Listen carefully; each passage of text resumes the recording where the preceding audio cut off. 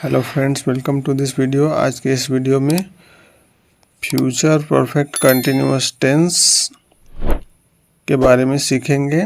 तो आज के इस वीडियो में हम पहले प्रकार का जो सेंटेंस होता है अफर्मेटिव सेंटेंस, जिसे सकारात्मक वाक्य कहते हैं, अर्थात ऐसे वाक्य जिसमें नहीं यानी नॉट का प्रयोग नहीं होता और ना ही कोई प्रश्न पूछा जाता है, ऐसे वाक्यों को अफर्मेटिव सेंटेंस या सकारात्मक वाक्य कहते हैं। तो आज के इस वीडियो में हम future perfect continuous tense, affirmative sentence के हिंदी वाक्यों की पहचान करना, साथ ही अंग्रेजी वाक्यों की पहचान करना और इंग्लिश सेंटेंस स्ट्रक्चर की मदद से सेंटेंस बनाना सीखेंगे। तो चलिए वीडियो शुरू करते हैं। Future perfect continuous tense affirmative sentence यानी सकारात्मक वाक्य के हिंदी वाक्य की पहचान को देखते हैं। तो हमको future perfect continuous tense affirmative sentence Hindi वाक्यों में कर्ता के बाद यानी सब्जेक्ट के बाद समय सूचक शब्दों के साथ से और मुख्य क्रिया के अंत में रहा होगा, रही होगी, रहे होंगे, रहा होगा, रही होंगी इत्यादि शब्द जुड़ा रहता है।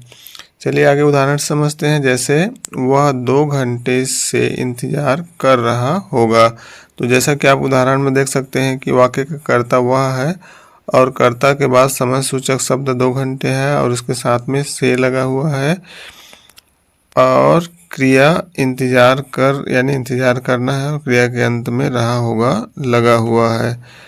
तो इस प्रकार से हम हिंदी वाक्यों को देखकर पहचान सकते हैं कि ऐसे हिंदी वाक्य जिसमें वाक्य के कर्ता के बाद समय सूचक शब्दों के साथ वाक्य में से हो और क्रिया के अंत में रहा होगा, रही होगी, रहे होंगे, रहा होगा, रही होंगी इत्यादि शब्द जुड़े हो, future perfect continuous tense affirmative के सेंटेंस होते हैं।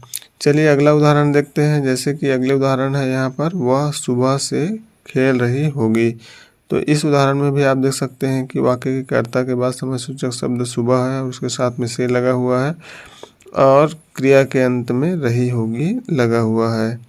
अगला उदाहरण देखते हैं। हम सोमवार से स्कूल जा रहे होंगे। तो यहाँ पर भी आप देख सकते हैं कि कर्ता हम है और कर्ता के बाद समय सूचक शब्द सोमवार और उसके साथ में से लगा हुआ है और क्रिया यानी जाना है और क्रिया के अंत में रहे होंगे लगा हुआ है। तो इस प्रकार के हिंदी वाक्य future perfect continuous tense affirmative के सेंटेंस होते हैं। Future perfect continuous tense affirmative sentence Hindi वाक्यों की पहचान को समझ लेने के बाद चलिए आगे अंग्रेजी वाक्य की पहचान को समझते हैं। तो हमको अंग्रेजी वाक्यों में सेंटेंस के शुरुआत में सबसे पहले सब्जेक्ट लिखा हुआ दिखाई देगा। सब्जेक्ट के बाद में सेंटेंस में हेल्पिंग वर्ब शाल या विल सब्जेक्ट के अनुसार लिखा हुआ दिखाई देगा। उसके बाद हमको सेंटेंस में हैव लिखा हुआ दिखाई देगा। हैव के बाद में सेंटेंस में बीन लिखा हुआ दिखाई देगा।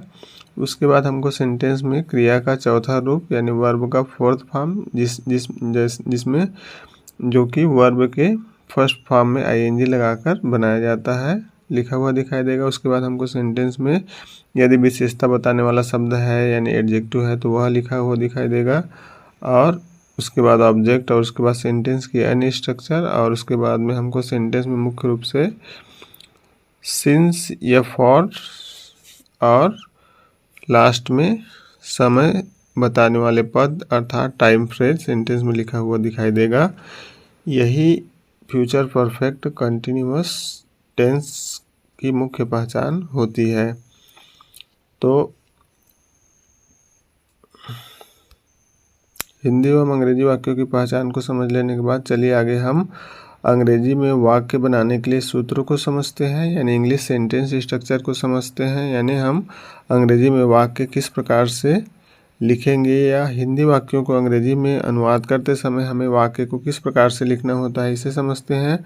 तो हमको future perfect continuous tense affirmative sentence में सबसे पहले सेंटेंस की शुरुआत में सब्जेक्ट लिखना होता है। सब्जेक्ट के बाद में हमें हेल्पिंग वर्ब लिखना होता है। यहाँ पर 2 हेल्पिंग वर्ब है शाल या विल जो कि हम सब्जेक्ट के अनुसार लिखते हैं, उसके बाद हमें सेंटेंस में हैव लिखना होता है, हैव के बाद में बिन लगाना होता है, बिन के बाद वर्ब का फोर्थ फॉर्म लिखना होता है, उसके बाद हमें एडजेक्टिव, उसके बाद ऑब्जेक्ट, फिर यदि सेंटेंस में अदर वर्ड है उसे लिखना होता है, और उसके बाद हमको से बताने के लिए सिंस या फॉर लिखना होता है, और उसके बाद हमें टाइम फ्रेज लिखना होता है, यानी समय बताने वाले पद लिखने होते हैं, अर्थात शब्दों के समूह लिखने होते हैं। तो यहाँ पर हम ध्यान रखेंगे कि यदि हमारा सब्जेक्ट आई और वी है तो उसके साथ में हेल्पिंग वर्ब साल लगता है, यानी साल लगाना होता है, इसे हम ध्यान में रखेंगे। तथा बाकी अन्य सब्जेक्ट जैसे ही, सी, इट, नेम सिंगुलर हो या प्लूरल हो, या अर्थात एक वचन हो अर्थात अकेला एक नाम हो, या बहुवचन अर्थात दो या दो से अधिक नाम हो, यू यानी तुम या आप, दे यानी वे, इन सभी के साथ में हमको हेल्पिंग वर्ब विल लगाना होता है, यानी लगता है, इसे हम ध्यान में रखेंगे। Future perfect continuous tense affirmative sentence के इंग्लिश सेंटेंस स्ट्रक्चर को समझ लेने के बाद चलिए आगे हम सेंटेंस में future perfect continuous tense affirmative sentence में हम टाइम फ्रेज के पहले सिंस या फॉर लगाने के नियम को समझते हैं। तो हमें यहाँ पर ध्यान रखना होता है कि यदि हमें सेंटेंस में निश्चित समय दिया हुआ है, यानी ऐसा समय दिया हुआ है जो कि निश्चित है, यानी जो पॉइंट ऑफ टाइम को बताता है, तो उसके पहले हमें सिंस लगाना होता है। जैसे कि नेम ऑफ डेज यानी दिनों के नाम के पहले, जैसे Monday, Tuesday. Name of months यानी महीनों को नाम के पहले, जैसे जनवरी, फरवरी, मार्च। नेम ऑफ ईयर्स यानी वर्ष या साल के नाम के पहले, जैसे 2009, 1990, 2022 के पहले हमको सिंस लगाना होता है। साथ ही क्लॉक टाइम यानी घड़ी का समय अर्थात बजे से बताने के लिए हमें उसके पहले सिंस लगाना होता है, जैसे सिंस 5 o'clock, 3 o'clock। साथ ही हमें morning, evening, night, today, yesterday, इस प्रकार से जो शब्द होते हैं इनके पहले भी हमें सिंस लगाना होता है, क्योंकि ये पॉइंट ऑफ टाइम अर्थात निश्चित समय को बताते हैं। तथा हमें सेंटेंस में फॉर पीरियड ऑफ टाइम यानी समय की अवधि को बताने के लिए लगाना होता है, जैसे कि नंबर ऑफ डेज यानी दिनों की संख्या के पहले हमें फॉर लगाना होता है, जैसे for 2 days, for 3 days, for 5 days।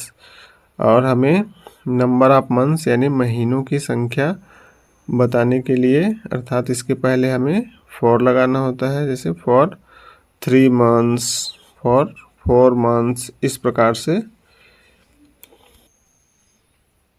साथ ही हमें नंबर ऑफ ईयर्स यानी वर्ष या साल की संख्या बताने के लिए, यानी उसके पहले हमें सेंटेंस में फॉर लगाना होता है, जैसे फॉर 5 years, फॉर 6 years। तथा नंबर ऑफ आवर्स यानी घंटों की संख्या बताने के पहले हमें सेंटेंस में फॉर लगाना होता है, जैसे for 4 hours, for 2 hours, for 6 hours, इस प्रकार से। तो यहाँ पर हम इसे ध्यान में रखकर सेंटेंस में पॉइंट ऑफ टाइम होगा तो उसके पहले हमें सिंस लगाना होगा, तथा पीरियड ऑफ टाइम यानी समय की अवधि होगी तो उसके पहले हमें सेंटेंस में फॉर लगाना होता है, इसे हम ध्यान में रखेंगे। तो चलिए आगे हम एग्जाम्पल से यानी बनाकर देखते हैं, यानी हिंदी वाक्य को अंग्रेजी में अनुवाद करके देखते हैं। तो जैसे कि यहाँ पर हमारा एक हिंदी वाक्य है, वह 2 घंटे से इंतज़ार कर रहा होगा। तो यहाँ पर हम सेंटेंस को देखकर पहचान लिए कि सेंटेंस में सब्जेक्ट के बाद में समय सूचक शब्द है 2 घंटे और उसके साथ में से लगा हुआ है और क्रिया के अंत में रहा होगा है, अर्थात इस प्रकार का वाक्य हमारा future perfect continuous tense affirmative का सेंटेंस है। तो अब हम सेंटेंस स्ट्रक्चर के अनुसार इसे अंग्रेजी में अनुवाद करेंगे। तो हमें सबसे पहले सेंटेंस में सब्जेक्ट लिखना होगा, तो वह के लिए हम ही लिखेंगे। उसके बाद ही के साथ में हमको हेल्पिंग वर्ब विल लगाना होगा। विल के बाद में सेंटेंस स्ट्रक्चर के अनुसार हम हैव लिखेंगे, हैव के बाद में बिन लिखेंगे।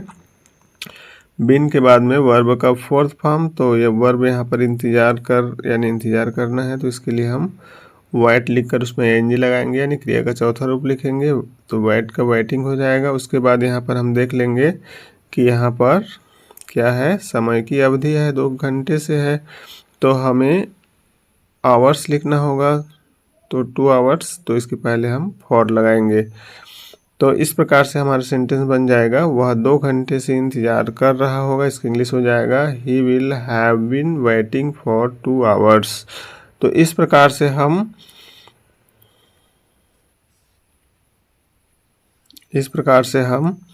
सेंटेंस स्ट्रक्चर को ध्यान में रखकर बहुत सारे अंग्रेजी के वाक्य बना सकते हैं। साथ ही हिंदी एवं अंग्रेजी वाक्यों की पहचान को समझकर हिंदी एवं अंग्रेजी वाक्यों को आसानी से पहचान सकते हैं। तो आज की वीडियो में इतना ही।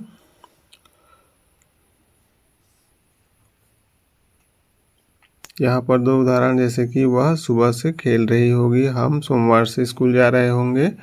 तो ये वाले सेंटेंस को भी आप English sentence structure, future perfect continuous tense, affirmative sentence की मदद से इसको बनाकर देखिए और कमेंट बॉक्स में कमेंट कीजिए। यदि वीडियो से जुड़ा हुआ कोई और भी आपका सवाल हो तो उसे भी कमेंट बॉक्स में कमेंट कीजिए।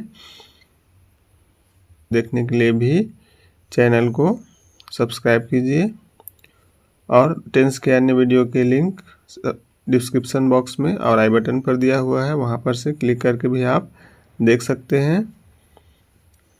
इतना ही।